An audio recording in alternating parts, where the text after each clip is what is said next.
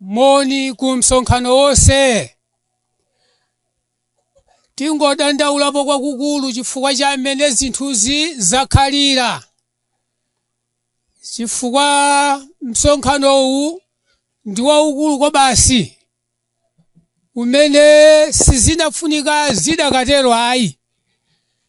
Chifukwa tikayang'ana gulu limene lili pano, zinafunika mawu akhale okwera. Ndiye pepesekani kuti mwina kuntundako simuzimva nawo, amve ndiwo apafupi. Ine m'bale wanu muyeseni Kamunga amene ndachokera kundaula. Ndapatsidwa komwayi woti tikambiraneko makamaka za msonkhano wathu. Poyamba titero kuti monga mwa mapangano wathu tithokoze Mulungu kuti walola kuti zitero. Pamene tidanguyesa kuganiza masiku oti tidzakumane. Choncho pa chifukwa ichi tiyenera tithokoze koposa. Mutu wa msonkhano wathu umene tili nawo ndiwo umodzi.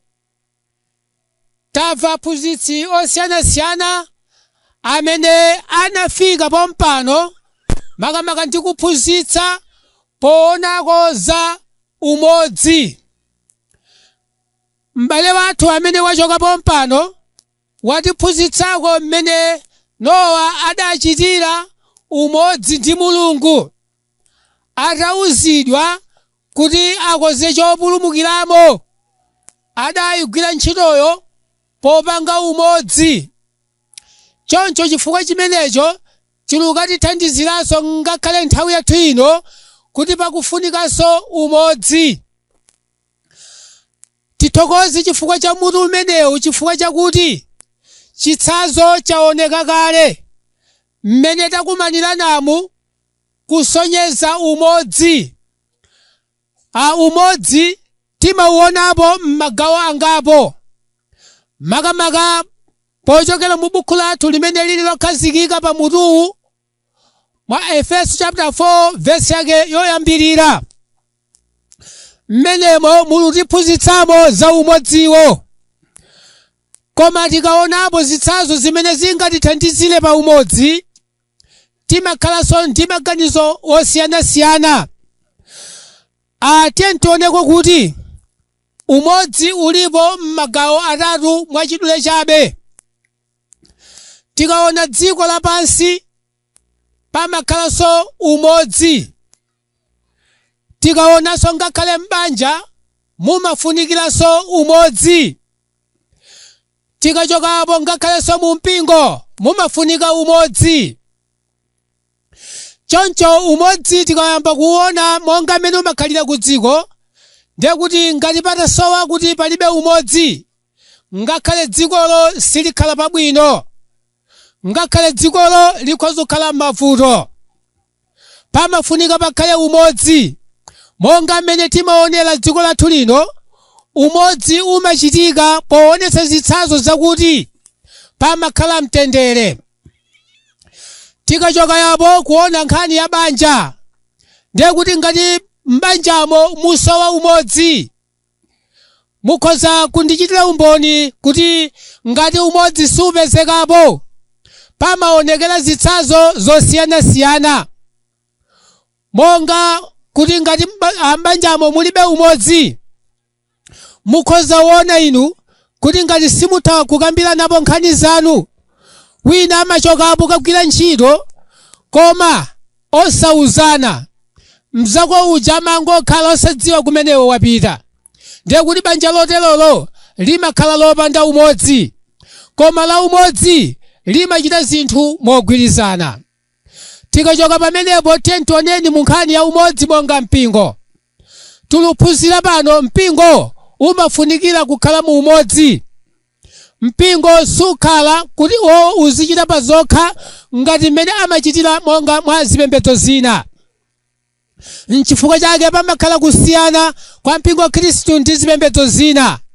Chifukwa ife timachita zinthu pamodzi, koma zisiyanira napo ndi mgwirizano. chifukwa mgwirizano mmachita kupangana, koma tikatenga umodzi zimachokera zimene muluwerenga m'buku lopatulika. Choncho owerenga tatiye tisanuona mwa Efeso muja kuti kodi Bible lilankhula kuti bwanji.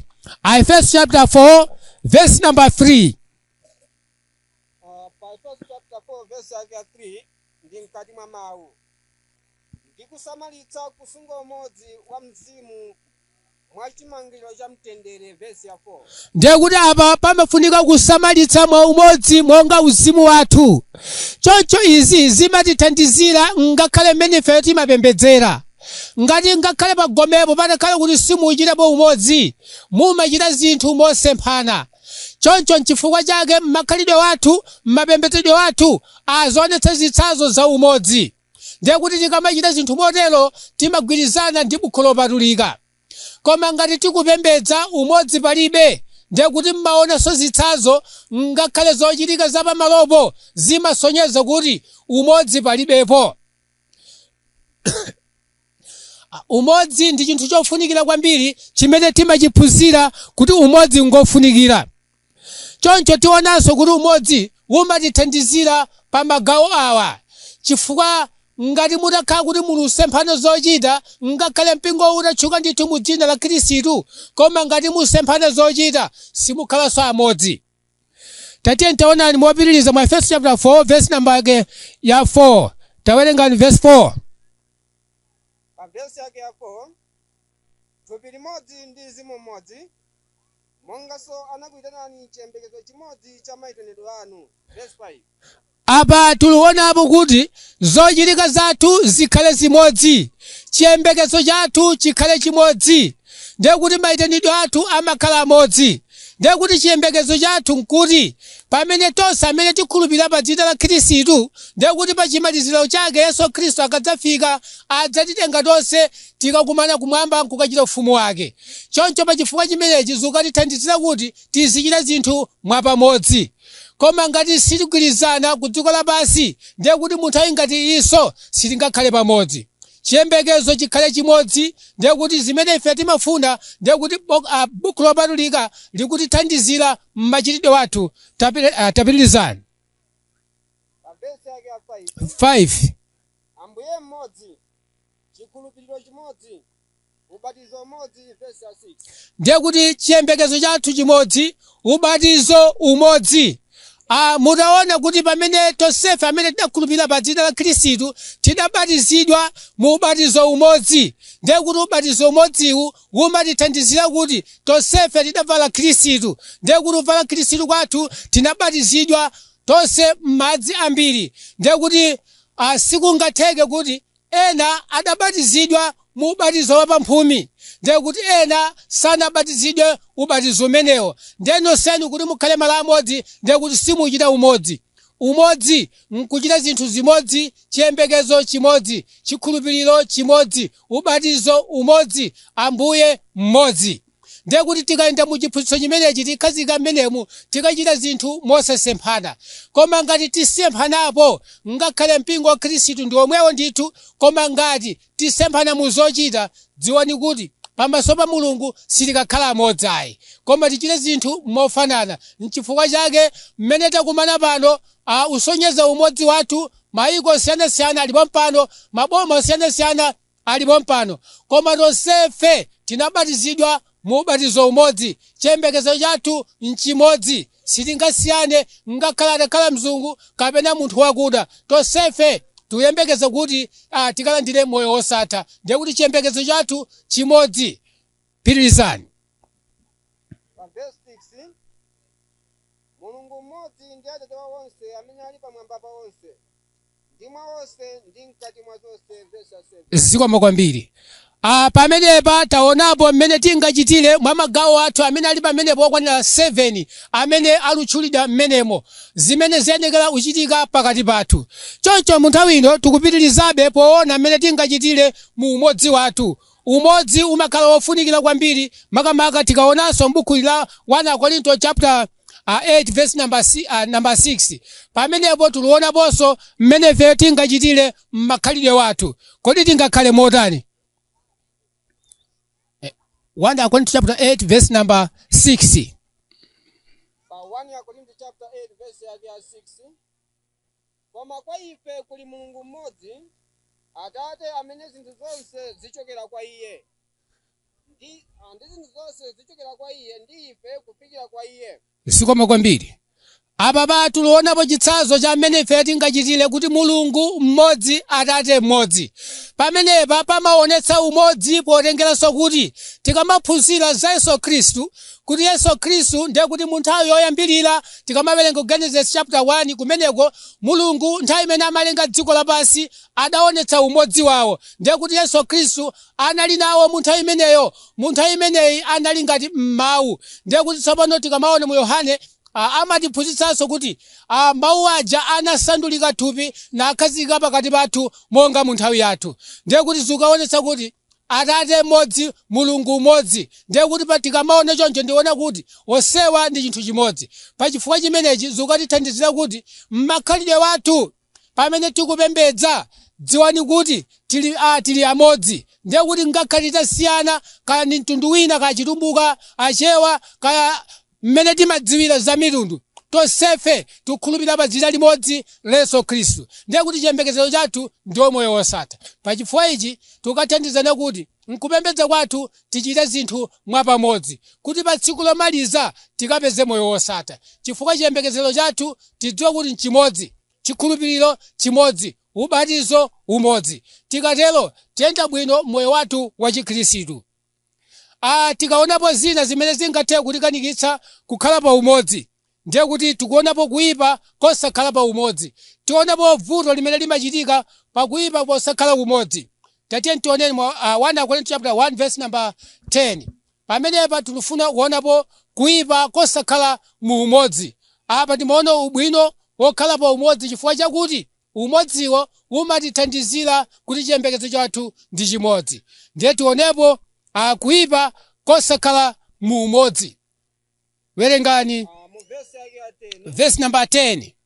Koma ndikudandaulirani inu, abale mwa dzina la Ambuye wathu Yesu Khristu, kuti munene chimodzimodzi inu nonse, ndi kuti pasakhale malekano pakati pa inu. Apa alutithandizira tsopano mmene ifeyo tingakhalire kapena kuti kuyipa kosakhala mu umodzi. Aludandaula chifukwa chiyani?